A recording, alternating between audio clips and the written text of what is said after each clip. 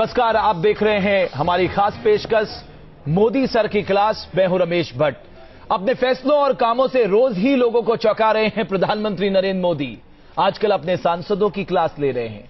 मोदी लहर पर सवार होकर पहली बार सांसद बने नेताओं को काम करने और अपनी बात रखने की ट्रेनिंग खुद नरेंद्र मोदी ने दी है। पहली बार सांसद और पहली बार पीएम बने मोदी अपने नए सांसदों को सीख दे रहे हैं।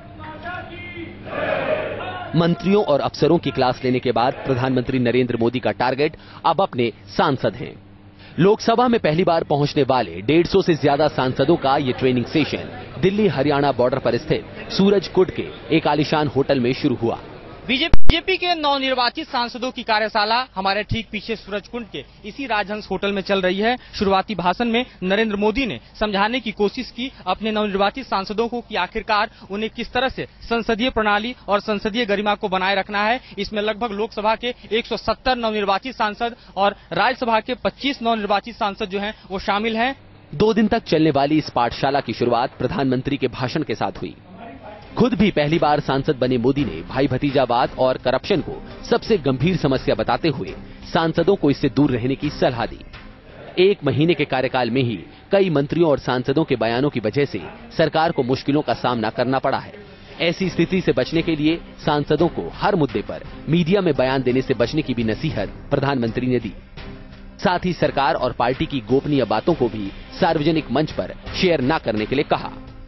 संसद सदस्य, उनका दायित्व, उनका अधिकार और उनका कार्य, इनके बारे में भी उनको प्रशिक्षण, मीडिया और सोशल मीडिया को कैसा इस्तेमाल करना अपना कामकाज में वो, और अपना क्षेत्र को कैसा समृद्ध करना, नर्चरिंग द कॉन्स्टिट्यूएंसी, वो भी एक विषय है। मोदी का जोर सरकार और पार्टी की छवि को बनाए रखने पर भी था। सांसदों को याद दिलाया गया कि उन पर पूरे देश की नजर है। टीम भावना से काम करने की सीख देते हुए सांसदों को एक दूसरे के संपर्क में रहने और अपने मोबाइल नंबर एक दूसरे से शेयर करने को भी कहा गया है। आचार विचार को लेकर के उन्होंने कहा कि आचरण सही रहना चाहिए। ये हमारे नेतृत्व का शुरू से इस बात पर बल रहता है और इस भारतीय राजनीति में आचरण पर हमेशा भारतीय जनता पार्टी के कार्यकर्ताओं ने अच्छे उदाहरण प्रस्तुत किए हैं, उसको और बल दिया गया। उनकी बातों का भाव ये था कि हम सभी सांसद उनके साथ में मजबूती के साथ में खड़े रहें और जो भी सरकार करे उसका नीचे के लेवल तक पूरा प्रचार हो। सूरजकुंड में चल रही मोदी की इस पाठशाला में राज्यसभा और लोकसभा के कुल 170 सांसदों ने अपनी मौजूदगी दर्ज कराई। नए सांसदों के साथ ही कई पुराने लेकिन पहली बार बीजेपी के टिकट पर जीतकर लोकसभा में पहुंचने वाले सांसद भी मौजूद रहे। पाठशाला में सांसदों को परंपरागत और सोशल मीडिया के भी बेहतर इस्तेमाल की जानकारी दी जाएगी। मोदी के भाषण के साथ शुरू हुई ये ट्रेनिंग क्लास रविवार को लोकसभा और पार्टी के सबसे वरिष्ठ सांसद लाल कृष्ण आडवाणी की नसीहतों के साथ खत्म होगी। इन नए वाले सांसदों से कोई चूक न हो जाए और सरकार और संगठन में बेहतर तालमेल बना रहे, इसीलिए इन्हें शुचिता का पाठ पढ़ाया जा रहा है। वीडियो जर्नलिस्ट सूरज सिंह के साथ अमितेश सिंह, न्यू जनरेशन, सूरजकुंड, हरियाणा। और मेरे साथ इस महत्वपूर्ण विषय पर चर्चा करने के लिए भारतीय जनता पार्टी से नलिन कोहली साहब हैं, मेरे साथ राजीव त्यागी साहब कांग्रेस पार्टी से हैं और वरिष्ठ पत्रकार उर्मिला जी मेरे साथ स्टूडियो में मौजूद है। नलिन कोहली साहब, ये मंत्र जो हैं अपनी जगह पे स्थित हैं ताकि आपके सांसद अच्छा व्यवहार करें, शिष्टाचार से काम करें, संसद चलाएं, अपनी कॉन्स्टिट्यूएंसी को नर्चर करें। लेकिन सर, आप इन पे नजर कैसे रखेंगे, मॉनिटरिंग कैसे होगी जो निर्देश दिए जा रहे हैं उनका पालन अक्षरशः होता रहे? लोकतंत्र है, तानाशाही नहीं। जहां पर जिस रूप से आप मॉनिटरिंग की बात कर रहे हैं, ये जनता के प्रतिनिधि हैं, जनता के आशीर्वाद और स्नेह से यहां तक पहुंचे हैं और इनको जनता की नजरों में उनके लिए काम करना है। जब काम करना होता है तो यदि आपको किसी भी प्रकार की प्रशिक्षण मिले जिससे आप एक अच्छे जनप्रतिनिधि बने जी, और साथ ही साथ क्योंकि पार्टी के कार्यकर्ता है, वो जो लिंक रहता है काम, कार्यकर्ता की कर्मठता, ये सब जो जोड़ते हुए, उसके लिए सब जरूरी है। बहुत अगर स्पष्ट रूप से एक वाक्य में कहूं तो वहां पर जो 160 से अधिक लोग बैठे हुए हैं, मनोरंजन के लिए नहीं बैठे हुए हैं। ये एक सीरियस एक्सरसाइज है और जब हम सीखते हैं एक दूसरे से, ट्रेनिंग और अपने आप डेवलपमेंट के लिए, व्यक्ति के निर्माण के लिए लगातार होती रहती है, अगर आप विश्व में देखेंगे तो चाहे एयरफोर्स हो, आर्मी हो, नेवी हो, चाहे अफसर हो, चाहे आप कहीं पर भी कॉर्पोरेट फील्ड में जाए, स्कूल्स में जाए, डॉक्टरों के पास जाए, लगातार मैं आपकी बात से सहमत अलग अलग टाइम पे। मैं आपकी बात से सहमत हूं सर कि प्रशिक्षण जो है अनिवार्य है आगे बढ़ने के लिए, लेकिन प्रशिक्षण का यह मतलब कि आप मीडिया से बात नहीं कर सकते, आप अपने रिश्तेदारों को नहीं रख सकते, ये क्या है सर? ये डिस्ट्रस्ट है क्या? मैं इसका जवाब दे देता हूं। पहले रिश्तेदारों पे बात आ जाती है कि क्या इस देश में टैलेंट की कमी तो है नहीं। दूसरी बात है कि यदि आप किसी पद पे अपने साथ रिश्तेदार को जोड़ रहे हैं तो आप कहीं ना कहीं वंशवाद की बात को आगे बढ़ावा दे रहे हैं। अब भारतीय जनता पार्टी की ऐसी सोच है, अन्य पार्टियों में परिवारवाद की सोच से आगे बढ़े, ये उनकी अपनी चॉइस होती है।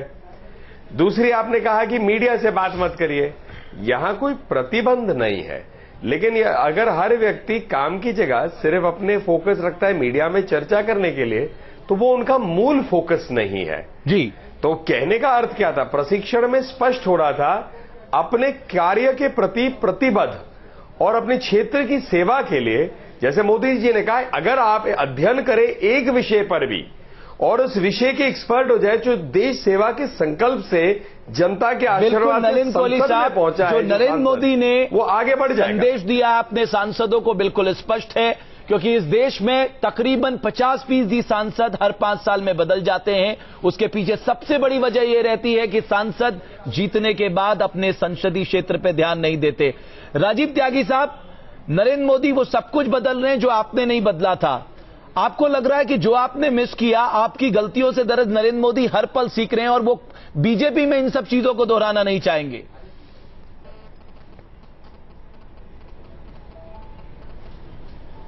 देखिए रमेश जी, हमने गलतियां की, इसमें कहीं कोई दो राय नहीं, जिसकी वजह से हम गवर्नेंस से बाहर हुए। यह है कि आज कांग्रेस पार्टी ने हम आकर के दोबारा से गवर्नमेंट का गठन किया है, लेकिन मैं कहना चाहूंगा भारतीय जनता पार्टी के बारे में कि 2 शब्द हैं, प्रवचन और एक्शन। अब भारतीय जनता पार्टी के नेताओं को प्रवचन से बचना चाहिए और एक्शन की बात करनी चाहिए। कोई एक्शन करें, बेहतर एक्शन करें और बेहतर देश की जो परिकल्पना भारतीय जनता पार्टी के लोग बाग चुनाव से पहले सोचते थे और चुनाव से पहले जो आरोप प्रत्यारोप हम पे लगाते थे, आज वो आरोप प्रत्यारोप उन पे लगा रहा है मीडिया। और मुझे याद आता है कि शायद 15 साल पहले प्रधानमंत्री और भारतीय जनता पार्टी की वो सरकार है जो 30। मैं आऊंगा आपके पास राजीव त्यागी साहब, कुछ ऑडियो के साथ दिक्कत हमें दिखाई दे रही है। उर्मिला जी, आपका एक लंबा अनुभव रहा है कम से कम इस सरकारों को देखने का। ऐसा क्यों लग रहा है कि नरेंद्र मोदी बहुत फोकस कर रहे हैं अपने सांसदों के ऊपर, संसदीय प्रक्रियाओं के ऊपर, उनके संसदीय क्षेत्र को लेकर? क्या आपको ऐसा लगता है कि पूरे इलेक्शन के दौरान कहीं ना कहीं केंद्र बिंदु में नरेंद्र मोदी थे और उनको ऐसा लगता है कि मेरे पे जो विश्वास है कहीं ना कहीं मुझे सांसदों के थ्रू डिलीवर करना होगा, इसलिए सबसे जरूरी है सांसदों को सही मार्ग की ओर ले जाना? नहीं, ये तो रमेश मैं कहूंगा ये अच्छी बात है जो उन्होंने ट्रेनिंग या अपने सांसदों को प्रशिक्षण की बात की है, पार्लियामेंट्री अफेयर्स के बारे में, पॉलिटिकल अपनी पार्टी की आइडियोलॉजी के बारे में ट्रेन करने की। ये तो एक अच्छी पहल है और मैं समझता हूं कि किसी भी पार्टी में इस तरह का उसका स्वागत होना चाहिए। कांग्रेस में भी ऐसा होता रहा है और मैं समझता हूं कि जो दूसरी छोटी पॉलिटिकल पार्टीज हैं उनमें भी होता रहा है कमोबेश। सपा बसपा में मैंने कम देखा है, लेकिन मैंने देखा कि संसद की तरफ से भी बहुत सारे क्लासेज इस तरह से चला करते हैं। संसद में चलते हैं क्लासेस जो न्यूली इलेक्टेड पार्लियामेंटेरियन होते हैं। तो हमारे देश में जो पार्लियामेंटेरियंस हैं, जो पॉलिटिकल पार्टीज के इलेक्टेड रिप्रेजेंटेटिव हैं, उनके बीच में उनकी आइडियोलॉजिकल ट्रेनिंग हो, पार्लियामेंट्री अफेयर्स की ट्रेनिंग हो, इसमें कोई मुझे लगता है आलोचना का विषय नहीं है। लेकिन एक चीज जरूर मैं कहूंगा जी कि आज जरूरत इस बात की है कि जो सरकार है वो ज्यादा उसमें खुलापन हो। जैसे आपने सवाल किया नलिन कोहली से कि मीडिया से बात नहीं करने की बात, उन्होंने कहा लीक भी ना करें ये ट्रेनिंग सेशन में। क्या मेरा ये कहना है कि मीडिया से बहुत ज्यादा वाकई बात करते रहे लोग। कांग्रेस में तो आप जानते हैं किसी एक मुद्दे पर मीटिंग में कोई फैसला होता है और मीडिया के सामने 10 तरह की बातें आती हैं। तो मैं समझता हूं कि मीडिया भी केवल बयान आधारित मीडिया हो जाता है। कई बार ऐसा लगता है कि अखबार में सिर्फ बयान है, जनता, समाज, देश, दुनिया के बारे में फैसले कम आ रहे हैं। तो मुझे लगता है ये अच्छी बात है। मीडिया में ज्यादा व्यर्थ की बातें न नेता करें, अच्छी बातें करें, महत्वपूर्ण बातें करें, और मीडिया भी बिल्कुल स्टोरीज खोजे। नलिन कोहली साहब, अब सवाल ये है कि क्या हम माने आने वाले दिनों में जो हमने पिछले 10 सालों में देखा कि संसद में बिना चर्चा के विधेयक पारित हो जाते थे, संसद का ज्यादातर समय जो है वो शोर शराबे में निकल जाता था, और सबसे बड़ी बात जो बड़े इंपॉर्टेंट लेजिस्लेशन थे वो हमेशा पीछे छूट जाते थे। आपके टेन्योर में, यानी ये 5 सालों में, हमें ऐसा देखने को नहीं मिलेगा। आशा तो ऐसी ही होगी, और आने वाले समय का अपने आप ही हम अभी थोड़ा सा रुकेंगे, क्योंकि अपने आप ही वो परिस्थितियां स्पष्ट हो जाएंगी। जब संविधान को सबसे महत्वपूर्ण ग्रंथ के रूप में मोदी जी देखते हैं, और हम जानते हैं लोकतंत्र का मंदिर जो है संसद है, तो हम अपना काम करने के लिए आए हैं। 60 महीने मांगे हैं बनाम 60 साल। तो मोदी जी लगातार प्रयास तो करेंगे कि देश में वो अपनी टीम के साथ देश में जो हमारे समस्याएं, महंगाई, भ्रष्टाचार, बेरोजगारी, बड़ी समस्याएं हैं जी।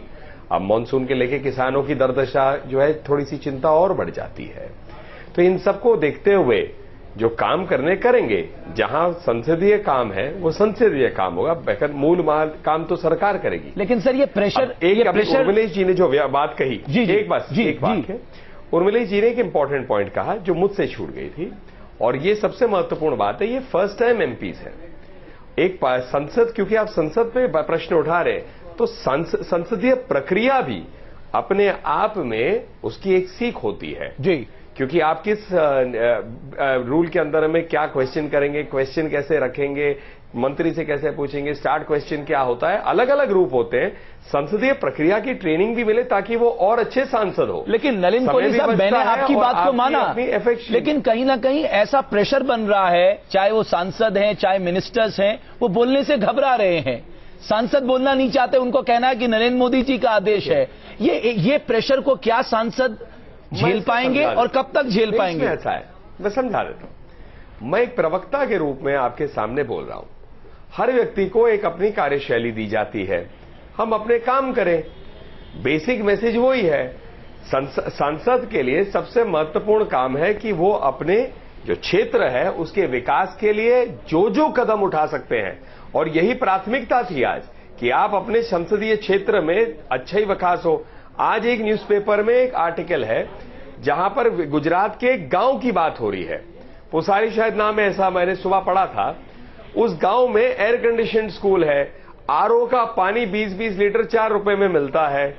25,000 रुपए जहां नहीं थे गांव में, आज वहां 45 लाख की एफडी, और सारे सरकारी फंड्स के तहत ही हुए हैं, कोई प्राइवेट डोनेशन नहीं, क्योंकि वहां पर ये तय हुआ था, ये मॉडल गांव बना है। लगातार जीतता भी अपेक्षा करें कि बाकी भी गांव मॉडल बनेंगे आने वाले समय में। मैं आऊंगा राजीव त्यागी साहब, मैं आपसे समझना चाहता हूं, खत्म हो जाएगी चर्चा, ये चर्चा खत्म हो जाएगी। इस पे एक वाक्य जोड़ रहा हूं, प्लीज। ये जो काम है, सांसद जो है और जो जनप्रतिनिधि होते हैं उस क्षेत्र के, उनकी अति महत्वपूर्ण भूमिका होती है सबके सत्य होने में। मैं आऊंगा नलिन कोहली साहब कि एक जो डिस्ट्रिक्ट लेवल मॉनिटरिंग कमेटी होती है उसके सांसद चेयरमैन होते हैं, और हमें मालूम है कि स्टैंडिंग कमेटी ने कहा कि सांसद उस मॉनिटरिंग कमेटी में जाते ही नहीं है। तो इन सारी बातों में आऊंगा। राजीव त्यागी साहब, सवाल इस बात का है, आप किस तरह से आगे आने वाले समय में देश के विकास के लिए, क्योंकि उन्होंने कहा है, नरेंद्र मोदी जी कह रहे हैं वेंडेटा के साथ काम नहीं करेंगे, वो सबको साथ पे लेकर काम करेंगे। आप लोगों के मुद्दे क्या रहने वाले हैं, क्योंकि बजट सत्र बहुत नजदीक है? Thank you.